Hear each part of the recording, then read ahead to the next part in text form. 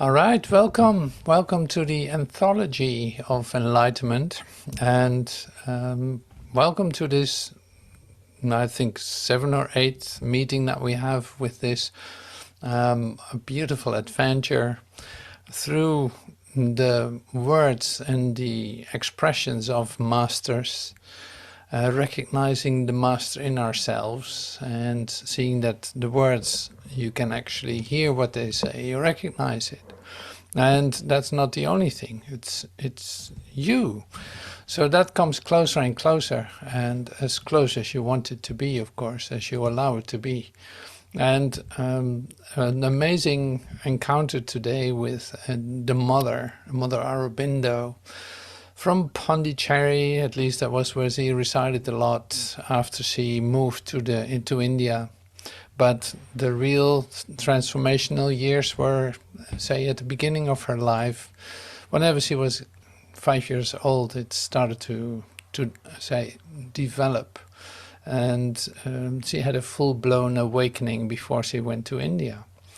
And what that entails and how that, she describes her experiences very, palpable. You can feel it what she says. It's very, even there's a lot of plasticity in it. Like it's very, she can describe it very well, what she's experiencing.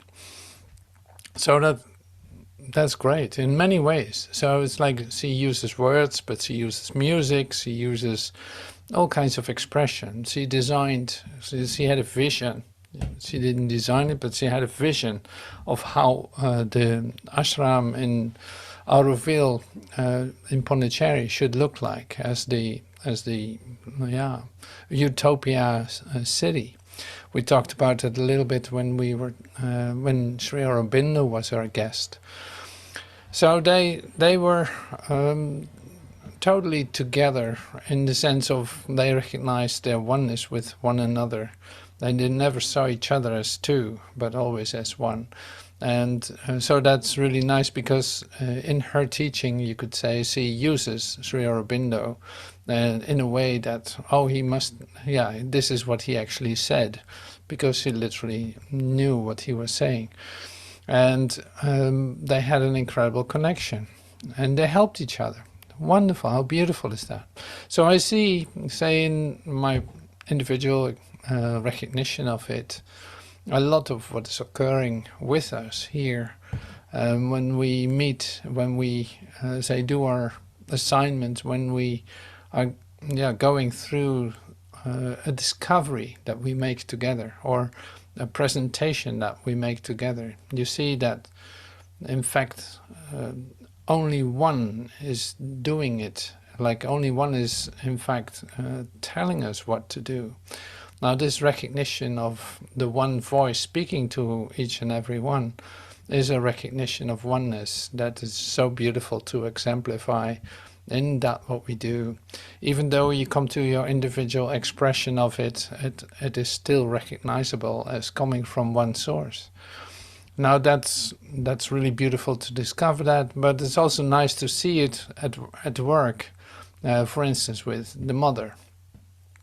And so we take a look at that today.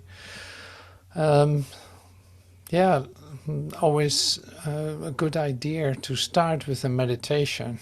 And this meditation is actually more like a prayer. And the prayer, it's a prayer for those who want to serve God, you could say. So it's a very personal, individual prayer. And I used the music of the mother in the background because she made so many harmonium songs, and it's beautiful to use that. So they have their own vibration and expression, and just as the words have too. You can recognize that. So I'm sharing with you now first the meditation.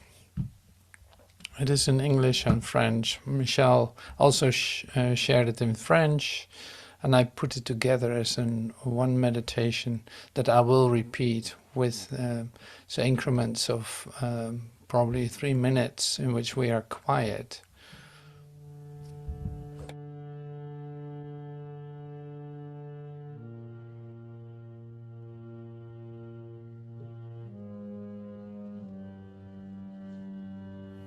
Prayer for those who wish to serve the Divine. Glory to Thee, O Lord, who triumphest over every obstacle. Grant that nothing in us shall be an obstacle in Thy work. Grant that nothing may retard Thy manifestation. Grant that Thy will may be done in all things and at every moment. We stand here before Thee that Thy will may be fulfilled in us, in every element, in every activity of our being, from our supreme heights to the smallest cells of the body. Grant that we may be faithful to Thee utterly and forever. We should be completely under Thy influence to the exclusion of every other. Grant that we may never forget to own towards Thee a deep and intense gratitude. Grant that we may never squander any of the marvelous things that are Thy gifts to us at every instant. Grant that everything in us may collaborate in Thy work and all be ready for Thy realization. Glory to Thee, O Lord, Supreme Master of all realization. Give us a faith active and ardent, absolute and unshakable in Thy victory.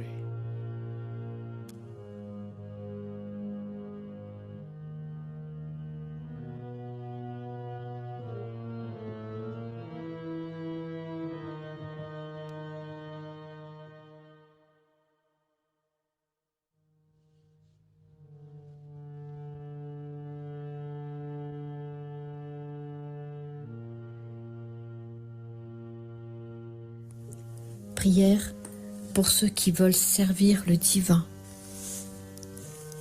Gloire à toi, Seigneur, triomphateur de tous les obstacles. Permets que rien en nous ne fasse obstacle à ton œuvre. Permets que rien ne retarde ta manifestation. Que ta volonté soit faite en toutes choses et à tout moment. Nous sommes devant toi pour que ta volonté s'accomplisse en nous, dans tous les éléments, toutes les activités de notre être, depuis les hauteurs suprêmes jusqu'aux moindres cellules de notre corps. Permets que nous te soyons entièrement et éternellement fidèles. Nous voulons être complètement sous ton influence, à l'exclusion de toute autre. Permets que nous ne n'oublions jamais de t'être profondément et intensément reconnaissants. Permets que nous ne gaspillons jamais rien de toutes les choses merveilleuses que tu nous donnes à chaque instant. Permets que tout en nous collabore à ton œuvre, que tout soit prêt pour ta réalisation. Gloire à toi, Seigneur, réalisateur suprême. Donne-nous une foi ardente, active, absolue, inébranlable en ta victoire.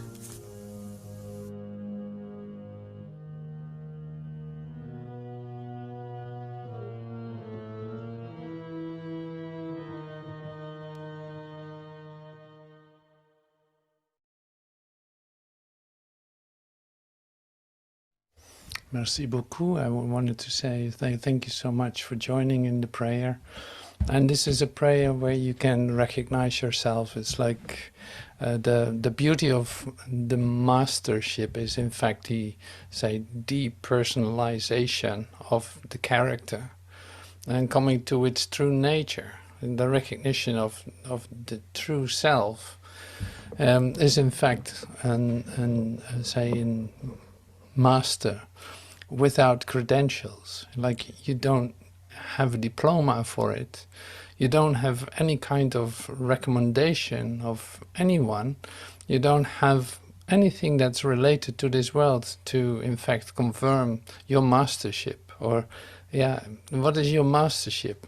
That is, in fact, your total recognition of all the definitions that you're not, that you have released. You know what I'm saying? It's like there's not something special that you do. There's not something special that you are. No, your mastership is, in fact, not even the right term for it. Because it is like the recognition that everything is given you, that everything you need to know is given you, and that you just have put your full trust and faith in that. Your mastership is not in your doing. No, your mastership is in being open and, say, open-minded, so you can receive the omnipresence, omniscience, and all this. That is, say, not an that's not an accomplishment. And this is what I mean. It's like there are no credentials connected to it. It's not an accomplishment. It is a recognition. Now that's really beautiful. And then you see, like we were talking about that yesterday too in the tape group, where Joel said something like the Buddha, the Christ, the Krishna, whoever comes to the recognition of his self is that. And that is a universal experience of the self that you truly are. Now, there's only one of that, and that's you. Now, this is not like mystery talk at all. It's like it's the utter simplicity of being. And this is in fact what is expressed in your own very subjective way. That's so interesting. Like, it's a universal experience, but the way that you will express it as you is very much like totally subjective. You can only express it your way, because you're the specific vibration or the specific frequency that, say, catches this ray of light that is given you and shines right through you. But it needs your specific expression, and not that that's important, but yes, it is totally important, like this. So this is great to recognize that, of course, with all the masters. So you see, there's never a master who says, well, I did this so great and wonderful, and well, you might get there one day, but I'm really good at this, that's why I got here. And no, it's never a personal accomplishment, never. So that's a relief, right? So this whole transformational, say, process that you're in is always a matter of release, of letting go, release. No, it's not what you think it is. No, it's not how you define yourself. No, it's not what you think about anything. No, it has nothing to do with your thoughts about anything. No, this is about your being, what you already are. So that's really great. Now the mother, if anyone expresses the physical part of the transformation, it is the mother. She goes into her say, experience of physicality, or her experience of the vibrational configuration that she recognizes herself to be, and can express on a cellular level what is occurring. That's like totally amazing. I haven't heard anyone else say, express this specifically about the subject of body. And she does that in a great way. She uses, in fact, that as a display of her love for God. And you will see, because I will say come up with some of these expressions that are totally related to the cellular expression of divinity, but in a whole different way. So that's really great. So, and of course I use this book, book from Sat Prem, who walked with her for 20 something years. But anyway, so I'm specifically interested in her expressions more than anything else, and I will use some of that too. And another part that I used in the, for instance, in the meditation and prayer and meditation is from the book Prayers and Meditations from the Mother. So all these are available. You can read them online, or you can buy them, of course, as a book. But mainly the interesting part of it is that there's so much available, because they were apparently very productive in their expression. Whether that's music, where you can see a lot of music too, whether I've listened to a lot of music, whether that's say poetry like Sri Aurobindo did, or her as the mother expressing herself with commentaries on the expressions of Sri Aurobindo. So very interesting. Her original name is Mira Alfassa, 21st of February, so she's a Pisces master, you could say. But I forget about those things too. So she passed on in 1973, and she was born in 1978. So she was there when Joel was there too, and when Sri Aurobindo was there, of course, when Teilhard de Chardin was there. And Mira Alfassa was her name, known to her followers as the Mother, or La Mère, was a French-Indian spiritual guru, occultist and yoga teacher, and a collaborator of Sri Aurobindo, who considered her to be of equal yogic stature to him, called her by her name the Mother. She founded the Sri Aurobindo ashram and established the town of Auroville. She was influential on the subject of integral yoga. Mira Alfassa, Mother, was born in Paris in 1878 to a Sephardi Jewish bourgeois family from Turkey. In her youth, she traveled to Algeria to practice occultism along with Max Théon. After returning, while living in Paris, she guided a group of spiritual seekers. In 1914, she traveled to Pondicherry, India, and met Sri Aurobindo and found in him the dark Asiatic figure of whom she had visions, and called him Krishna. During this first visit, she helped publish a French version of a periodical aria, which serialized most of Aurobindo's post-political prose writings. During the First World War, she was obliged to leave Pondicherry after a 4-year stay in Japan. In 1920, she returned to Pondicherry. Gradually, as more and more people joined her and Sri Aurobindo, she organized and developed Sri Aurobindo's ashram. In 1943, she started a school in the ashram, and in 1968 established Auroville, an experimental township dedicated to the human unity and evolution. She passed on 17 November 1973 in Pondicherry. Okay, so these are the facts, whatever facts mean.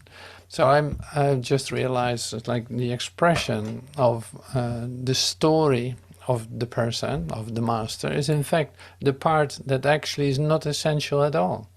I bring it in as a comparison of Wikipedia stories as far as they are available, like in tomorrow's master, like Lily and the Waters, there's no Wikipedia available.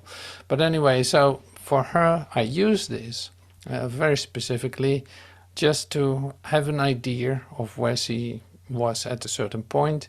But at the same time, like I said, it has no relevance at all, because all the definitions, all the things that you think about this so-called upbringing and development. All this has in fact nothing to do with the recognition that she had.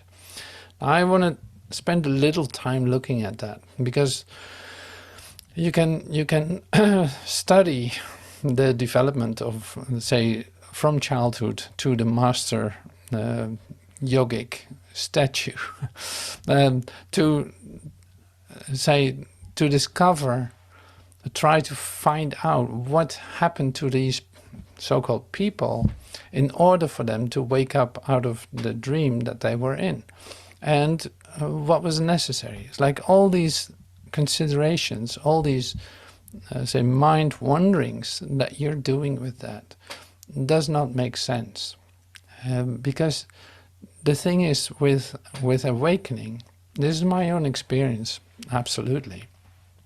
Like I went, for instance, to Master Teacher, and the first 3 weeks were the most devastating, because everything that I thought had happened, or anything that I thought was so essential for my presence in this whole story, was absolutely devastating. It was not about my history whatsoever. It was about the letting go of my history. It was about letting go of all the things that I thought were so important to wake up. I needed to let go of that immediately, and I felt completely like abandoned, as if a good friend had just died. So this is what I'm telling you too in this, because the awakening part is the devastating part of, in fact, letting your humanhood die. Literally, all these moments that you thought were so important in your development have, in this moment of recognition, no importance whatsoever. Like all of it you will have to let go of, whether they seem to be positive, negative, beautiful, not so beautiful. Not that you lose them, but they just don't have any meaning in the recognition of the totality of you. Now this is huge, of course, so this is really big, and I'm saying this like in 2 minutes, but it's good to recognize it. Yeah, so that's why I mention it. So the stories all sound wonderful. Okay, she was there, Pondicherry, India. Okay, yeah, so founded the city and all this. So I'm not saying that that doesn't have any meaning. What I'm saying is, see, it's all a matter of following the guidance that you have, following the instruction that you get on a moment-by-moment basis. And in fact, there's no personal credential to get from it. There's no personal credit to get from it. And it's also not that you're looking for that. You're not comparing, you're not competing. It doesn't matter whatsoever what has occurred or what will come through you. Like the total surrender into that, or the total admission to it is given, I've in fact nothing to do with it, is where your freedom lies, and also where you see, if you would take another step in order to own it, or to credential it, to take credit for it, it would immediately be a burden. See how that works? So that's how easy that is. It's like, it's amazing, but it is all a matter of letting go. In that, the moment now is going to be total and complete. So how wonderful is that? Like you see that she's expressing herself in that way too. I will share some of her expressions, because it's just very lovely to hear that. I thought it was very sweet. I really like this expression here. It's from Words of Long Ago. It's in 1920 when she was in Japan, about herself. So that was on the website of the mother. I belong to no nation, no civilization, no society, no race. See, here it is. It's like this is the release of being a citizen of a certain nation, being part of a civilization, being part of a society or a race even. No, I belong but to the divine. That's all. I belong to the divine. I obey no master, no ruler, no law, no social convention. See, it's all release. I obey no master, no ruler, no law, no social convention, but the divine. How lovely is that? To him, the divine, I have surrendered all. Will, life, self. See, this is exactly what I was talking about. It's like it is all surrendered. It's given up. It's given away. It is not identified with anymore. It's not ruling it. It's not commanding it. It's not organizing it. It is doing not those things. To him I have surrendered all will, all life, all self.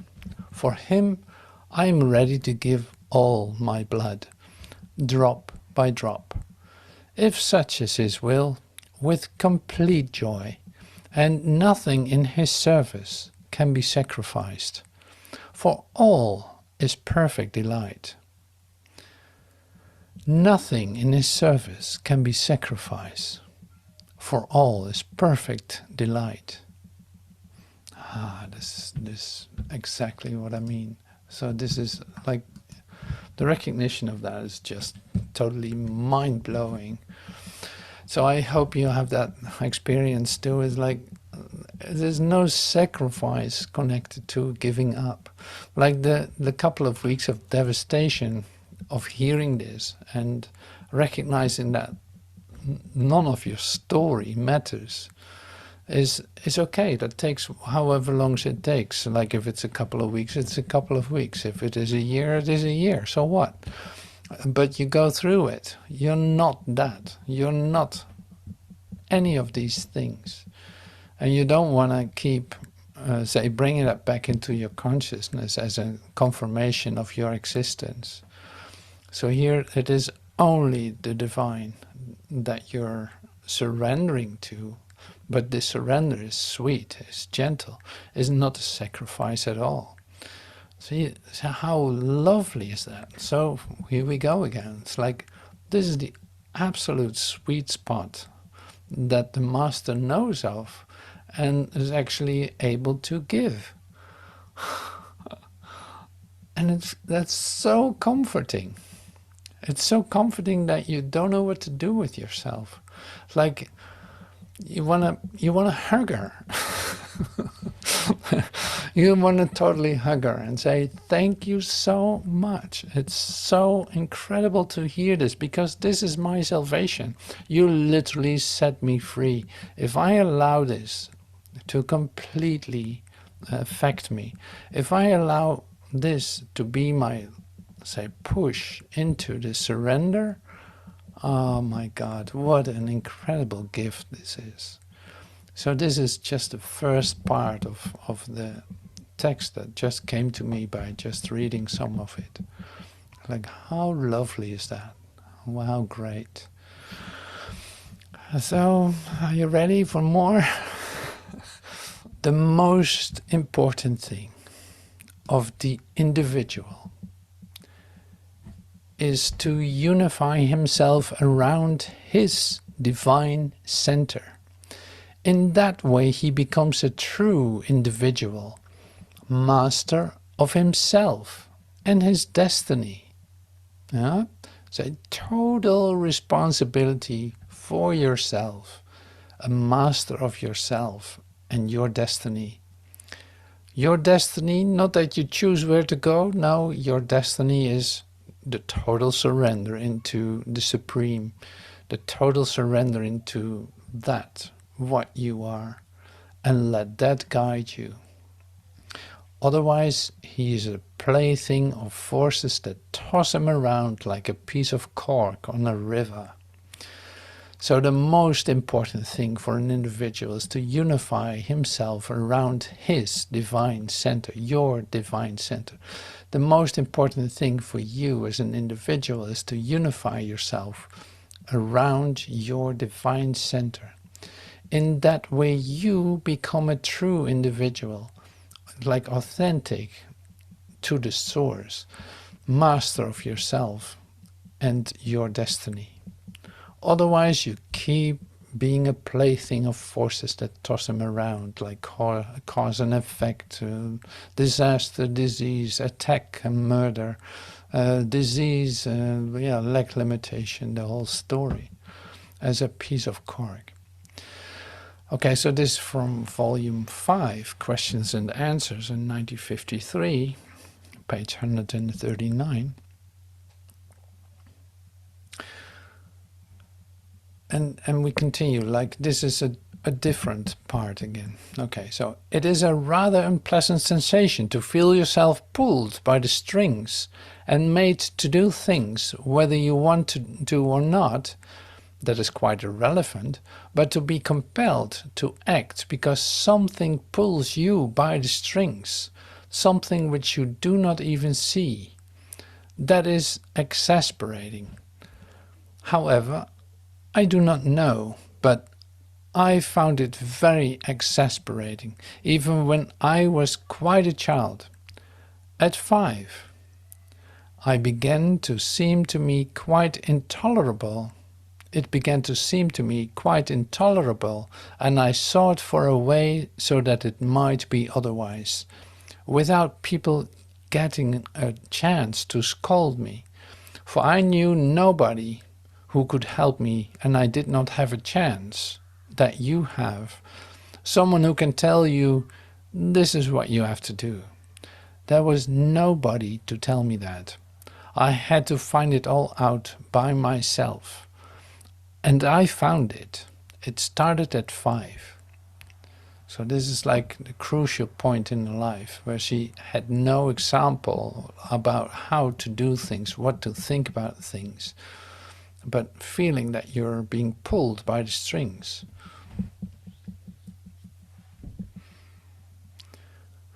And that you had to do things whether you liked them or not, thinking that it needed to be done.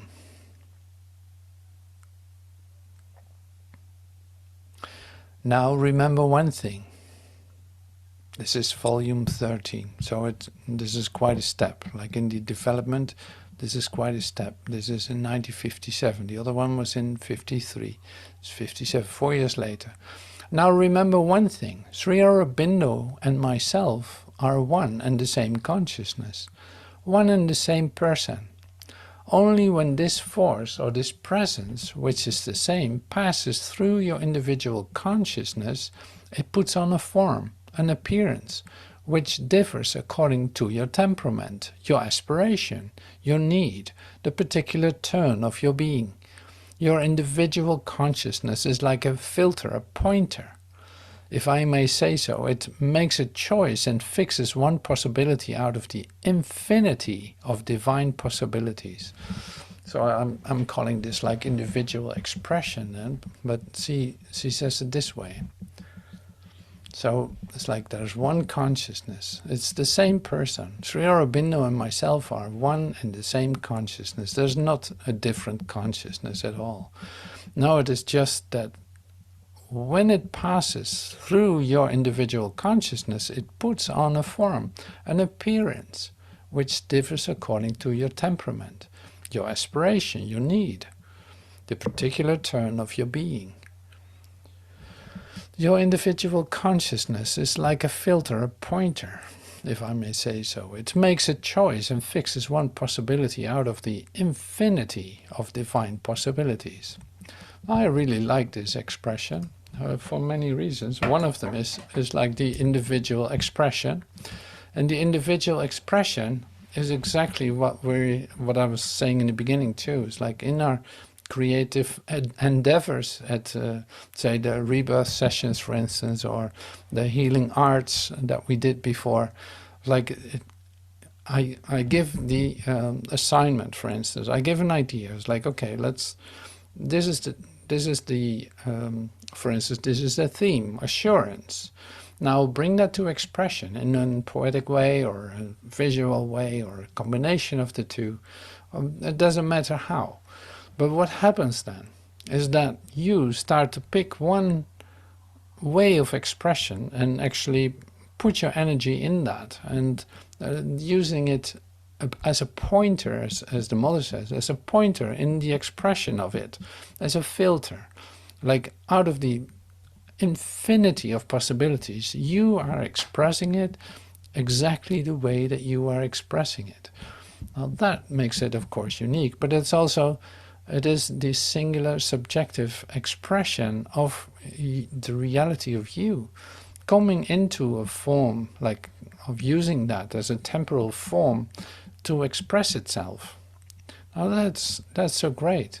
But the fun part is that to read that, say, the mother's actually expressing this in her writings, being an artist herself, being in, say, fully in self-expression, just like Sri Aurobindo is. Like, these are the guys that are actually the artists in Masterland. They express themselves through spiritual poetry, through music, through, say, even constructing a city, like having visions about it in form and in expression about how such things should look, because they had a vision.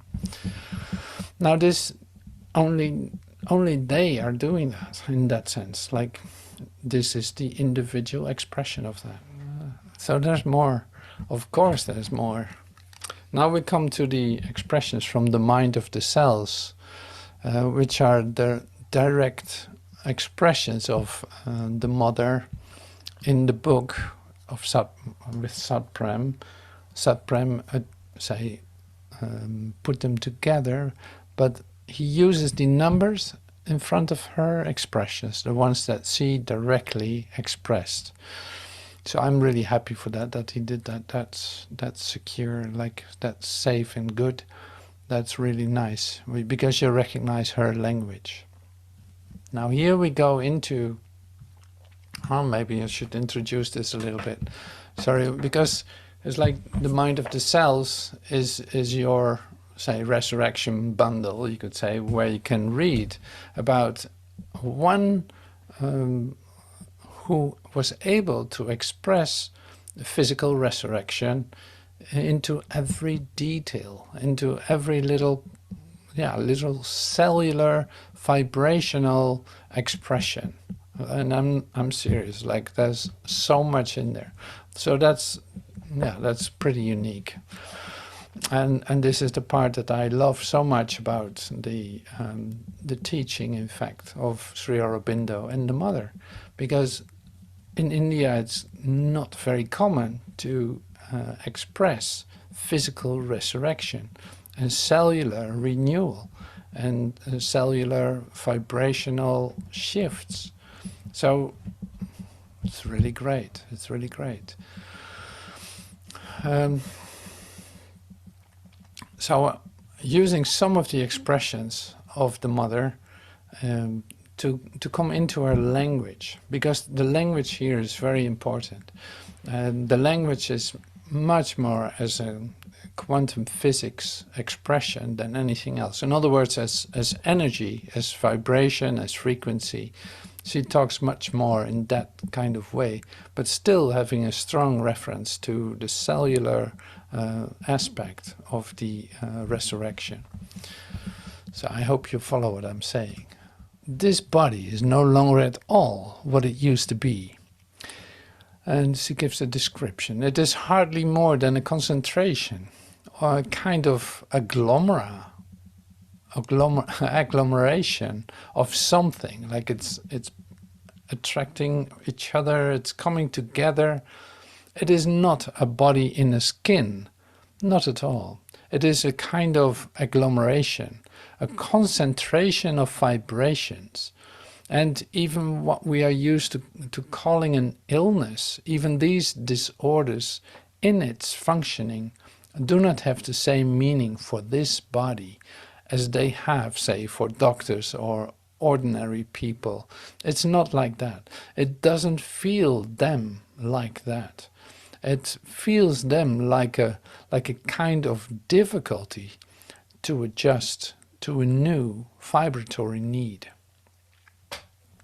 Now that might not be directly clear, but that doesn't matter. So it's like to come into the language of her, it's essential. It's like, okay, so we're talking here about a comparison to how a doctor looks at the body and how she's experiencing her body, like using the old definitions of materia medica, and having a new vision coming to you, like a Buddha vision, a Christ vision, looking at it in a vibrational frequency way, and seeing it more as there's still an experience of a body, but that becomes like an energetic pattern, or a frequency, or a configuration of vibrations. And what does that matter? Yeah, it is no matter any longer. It's vibrational. So that means also it's not solid. So it can shift and change really quickly, and it can be put together, and it can expand. Like there's movement in it. And of course you have in a physical body, as you are accustomed to, or as you let yourself be defined by a doctor, for instance, you have a body that moves too. Like I can move my hands, or I can shake my head. But here this is a much more subtle level. So it's the way to come into a different experience of yourself as a vibrational configuration, more than anything else, almost like a cloud of cells or vibrations. Then you can see it as solid if you want to, but you will have to do something for it. Like I slap my hand to the other part. And this is really, really very interesting, because this also gave me the insight about, for instance, the idea of pain. Because what is pain? Well, pain is, here is pain. You say like, here is pain, and here is pain. I got it here, like so much pain here, or who knows where. But you always have to touch your body in order to locate it. And there's a very specific reason, for instance, that you do that. You have to touch your body, otherwise you wouldn't know where the pain is. So I've used this many times in healing moments too, because it's like, okay, well, close your eyes and see where the pain is. It's like, try to see the pain in terms of vibrations and of frequencies and agglomerations, if you want, or like configurations. What color does it have? What is it always located in one place, or is it shifting around in so-called the body? Not that you really can define the body in form, because you don't even know where it starts and where it ends. You're not able to figure that out when you close your eyes. To go a little further in that, you're not even to figure out where you think that you are. Where are you when you close your eyes and trying to find the edges of your consciousness? Indeed, you're everywhere. So where's the pain? What is this pain? So it's like, yeah, there's something there. Now the mother tells us more about that later on too. And in the poem that I come up with today, it is embedded in that too, because it's such an incredible possibility for healing. I can't get enough of this. It's really true. I love it. So this is another expression, the only sensation that remains in the old style is physical pain. Well, you're not surprised by that, are you? And it gives me the impression that they are symbolical points of what remains of the old consciousness pain. It's pain that I feel as I used to. For example, food, taste, smell, sight, hearing, all that has changed completely. It belongs to another rhythm by now, which means that state, the whole functioning of organs, is it the organs that have changed, or is it the functioning that has changed? I don't know, but it obeys another law. Have you recognized that your body is functioning in a different way, that your food, your taste, your smell, your sight, your hearing has changed, and that is all is like, I don't know what's happening, but it's different. I know that. Like, are you recognizing? Oh, this is an interesting question. Like, are you recognizing? If you just try to imagine it, even with memories too, like try to remember the way that you felt about yourself 10 years ago, then you might still have had something like you have a certain feeling of a childhood memory that you could really feel well and say really it's a precious memory of you. You could smell it, you could feel it, you could recognize it really well. Are you recognizing that that's gone now, that completely disappeared from your mind? Because this is all completely new and has completely changed. Do you recognize that? It's like the precious memories that you had. It's not that they're gone, but you cannot feel them the way that you did before. While you were, as a human being, you were still able to feel that. Oh, you might recognize that too. So here she gives the example of touch, smell, like everything is going to be in a different rhythm. The way that you want to be touched or not touched, the way that you taste, the way that you, it's like everything becomes much more subtle than ever before. And this is really interesting as a discovery in your transformational journey. All right, so we continue. The only thing that remains materially concrete in this world of illusion, is pain. That appears to me to be the very essence of falsehood.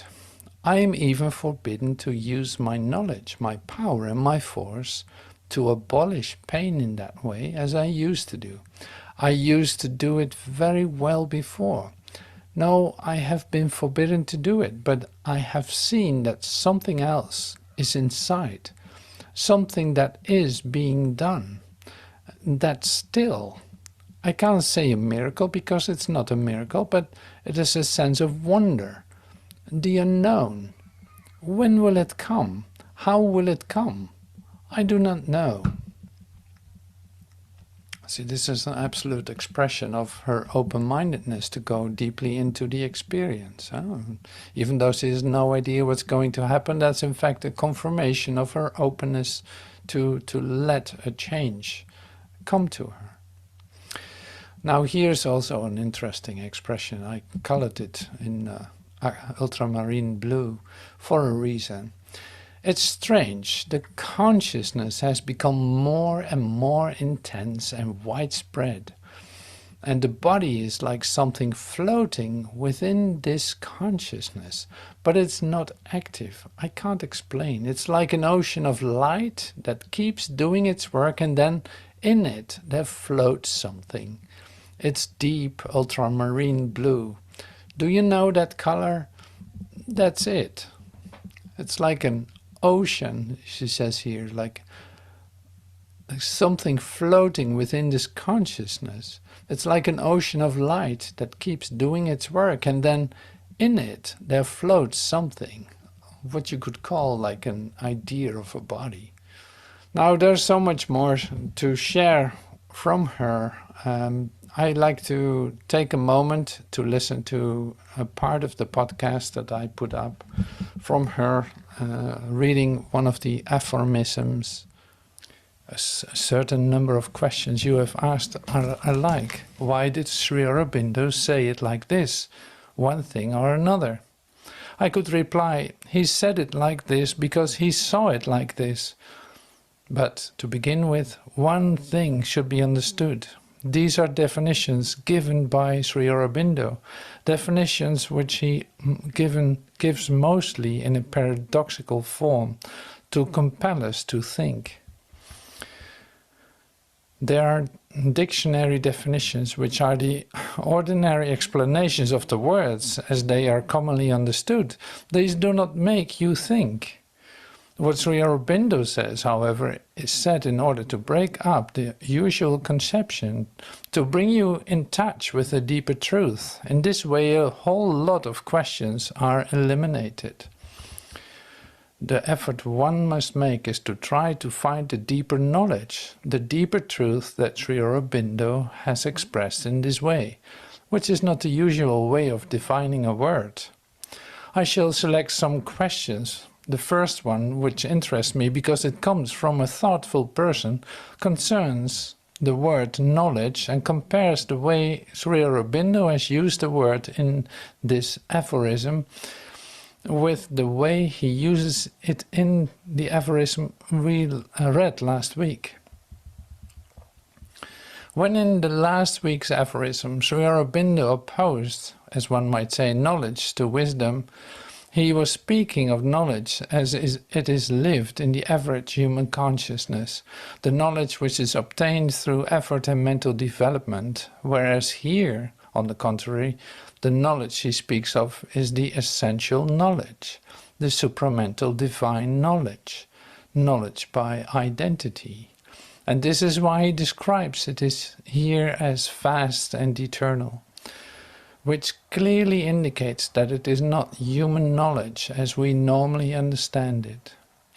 Many people have asked why Sri Aurobindo says that the river is slender. This is an expressive image which creates a striking contrast between the immensity of the divine supramental knowledge, the origin of this inspiration which is infinite, and what a human mind can perceive of it and receive from it. Even when you are in contact with these domains, the portion, so to say, which you perceive is minimal slender. It is like a tiny little stream or a few falling drops, and these drops are so pure, so brilliant, so complete in themselves that they give you the sense of a marvelous inspiration, the impression that you have reached infinite domains and risen very high above the ordinary human condition. And yet this is nothing in comparison with what is still to be perceived. I have also been asked if the psychic being or the psychic consciousness is the medium through which the inspiration is perceived. Generally, yes. The first contact you have with higher regions is a psychic one. Certainly, before an inner psychic opening is achieved, it is difficult to have these inspirations. It can happen as an exception and under exceptional conditions as a grace. But the true contact comes through the psychic, because the psychic consciousness is certainly the medium with the greatest affinity with the divine truth. Later, when one has emerged from the mental consciousness into a higher consciousness beyond the mind, beyond even the higher mind, and when one opens oneself to the overmind regions, and through the overmind to the supermind, one can receive inspirations directly. And naturally, at that point, they become more frequent, richer, if one may say so, more complete. There comes a time when inspiration can be obtained at all, at will. But this obviously demands considerable inner development. And as we have just said, the inspiration from regions far above the mind surpasses in value and quality the highest achievements of the mind, such as reason. Reason is certainly at the apex of human mental activity. It can review and control the knowledge acquired with the help of the senses. It has often been said that the senses are altogether defective instruments of knowledge, and that they are capable of perceiving things as they are, that the information they supply is superficial and very often faulty.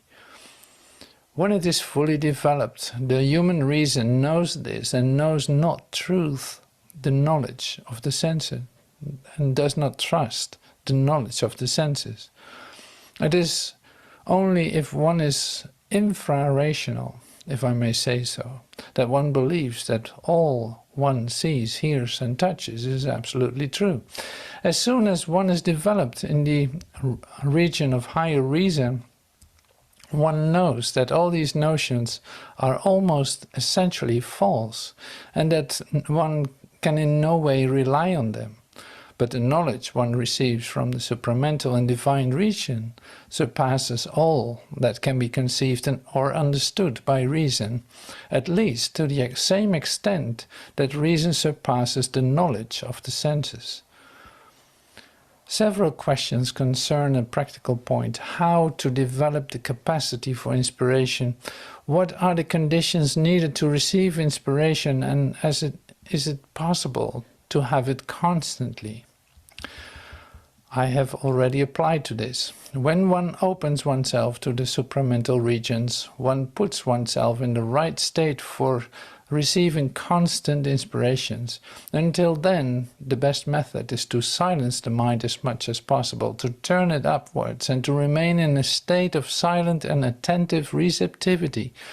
The more one is able to establish a silent, perfect calm in the mind, the more one becomes capable of receiving inspirations. It was also asked whether inspirations are of different qualities. In origin, no. They always come down from the regions of pure knowledge and penetrate whatever part of the human being is most receptive, best adaptive to them, to receive them. But these inspirations may apply to different domains of action. They can be inspirations of pure knowledge. They can also be inspirations that contribute to one's effort to progress. And they can also be inspirations for action, which help in the practical and outer realization. But the question here is the use one makes of the inspiration rather than of the quality of the inspiration. The inspiration is always like a drop of light and truth which succeeds in penetrating the human consciousness.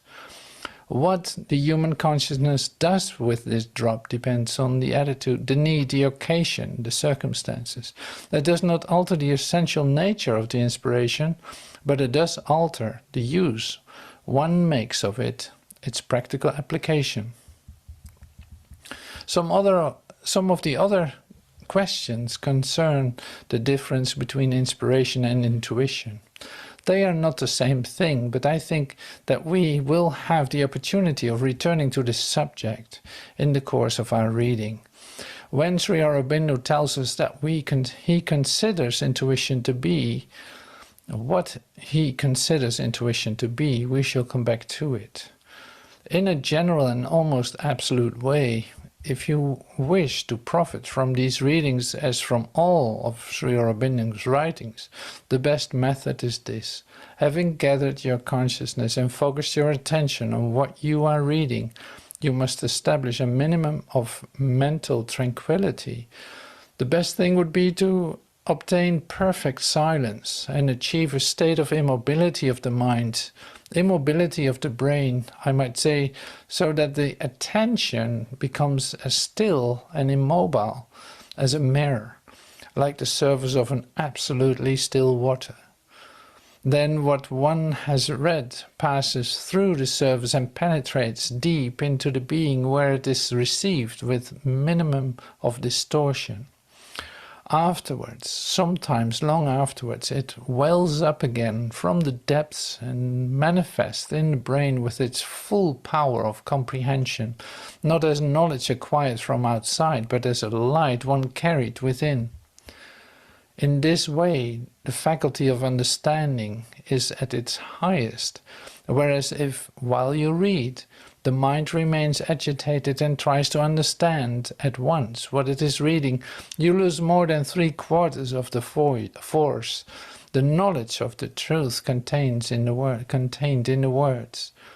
And if you are able to refrain from asking questions until this process of absorption and inner awakening is completed, well, then you find that you have far fewer questions to ask, because you will have a better understanding of what you have read. So I don't know about you, but I love to hear this. It's like, that's so great. Like the way it is expressed is so beautiful. Like, wow, I can't believe it. So it's of great help, you could say, to come to the places of understanding, but also to expand your mind in what you think is possible and what you can receive. So it's like there are so many. Maybe it's like this. It's like if you really struggle with what you just heard, that's great. Don't be afraid of it. Don't let it scare you off, so to speak, to not listen to it. No, there will be something there for you. So if you stay with it, if you say practice to still your mind to actually listen to this and to receive it, what is being shared, then you will discover something that is, say, you can apply it to everything else too that you hear as spiritual scripture or talks or anything. But like this is really like beautiful way to come to a listening attitude beyond the human comprehension. So it's amazing. So it's great material to work with. It's a beautiful way of say teaching it. Now you see, she mentions too that Sri Aurobindo is actually using words in a paradoxical way, not as in a dictionary. It's not a logical explanation. No, what it does is it will activate your mind, because this is what is not human at all, in the sense of brain activity, you could say. Like the human way of perceiving has everything to do with patterns, with trying to almost like make an artificial intelligence of it, almost like an what you call those again? It's like they're being used a lot, like the automatic responders to situations, or search to help you search for common factors in all of this. It's like that. That's exactly what the human mind does, trying to make everything the same by recognizing patterns and thinking that because it happened yesterday, it will happen tomorrow too. So in fact, the mind is fully asleep and doesn't need to listen. So when you read a poem of, for instance, Sri Aurobindo, you are being like pushed all directions in order to activate, in fact, to activate your mind, to use it as a whole mind, to listen to it, like to be completely present with your mind, not listening with your ears, with your whole being, you could say. You learn to listen with your whole being to what is being shared. Now, then you have no idea what he's saying. It's like that will open up universes for you in order, in comparison with what you try to do as a human being. A human being wants to recognize the story. Yeah, I recognize it. Oh, I've heard that before, blah, blah, blah, blah, blah. And boom, it's dead.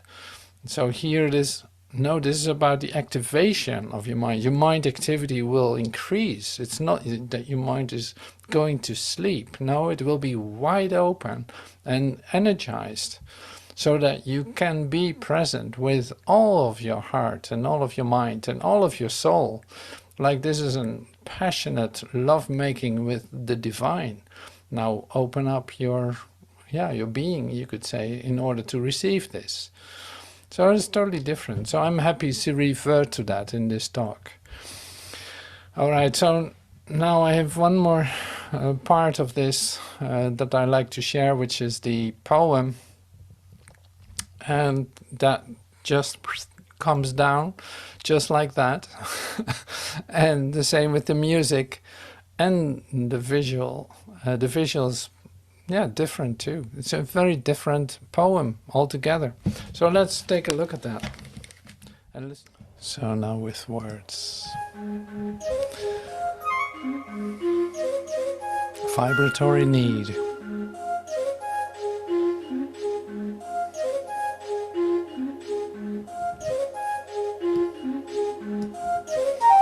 The new vibrations, conglomerate, concentrate. They assemble, not as a skin, not as a body.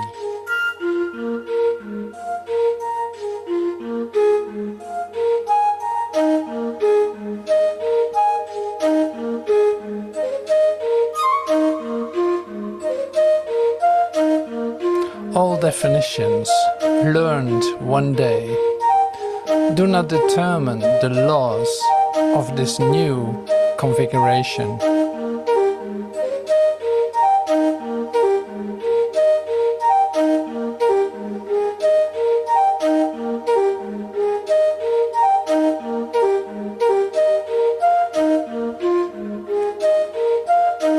The familiar sensations that remain were not definable, not now, not then.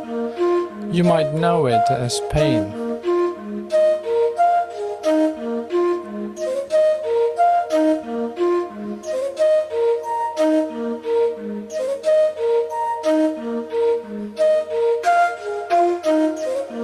The disorders we perceive are not what they used to be. It looks like a difficulty to adjust to a new vibratory need.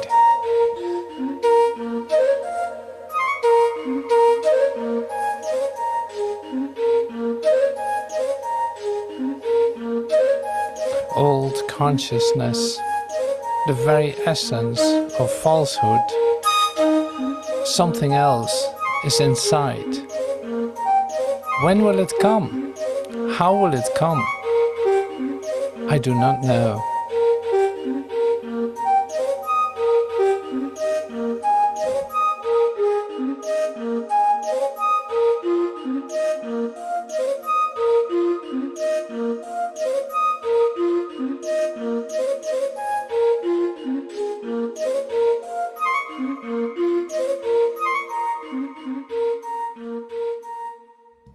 So thank you so much for joining today in this meeting, in this anthology of enlightenment. And it was a lot of fun to prepare this and to actually do this, because it is the recognition makes my heart melt, literally. And melting the heart becomes a little different now, since my whole experience of my body is totally different in this new vibration of light, in this new frequency. See, then, like the mother says, it's an ocean of light where there's this, configuration of ultramarine blue. And I didn't recognize myself like that yet, but that might come too. It's like as a not even definable idea of a body. I totally recognize that. So I see it also as a cloud or as a patch. But it doesn't really matter how. It matters totally how you express it, how you experience it. So it's not that you have to feel it this way or that way. Luckily not. So anyway, so thank you so much for your attention, for your being present here, and hope to see you tomorrow in the next episode of the Anthology of Enlightenment. And then Lily Andy Waters will be our guest, and teaching the absolute, and see what happens with that. So thank you so much for your attention, and see you soon. Thank you so much.